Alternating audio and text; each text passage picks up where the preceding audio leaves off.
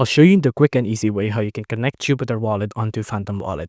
So you can see right now I'm already on my Jupiter website here. It's jupiter.he, so only jup.he.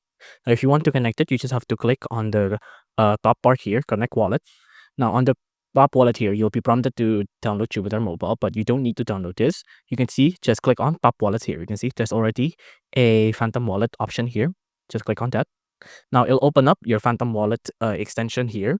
Now just type in your password. I'm just gonna type in my password like this. I'm gonna click on unlock. And then you can see it'll prompt me if you want to connect Jupiter to my Phantom Wallet. Of course, we want to, so just click on connect. And that's it. You can see wallet connected. And you can see on my profile here, my wallet is already connected here. And we can start trading with Jupiter with our Phantom Wallet comfortably connected. You can see also there's a couple of other connection wallet that you can add. You can also log out with this disconnect wallet, or you can also copy the wallet address with this, right? If you enjoyed this video, please do consider liking and subscribing.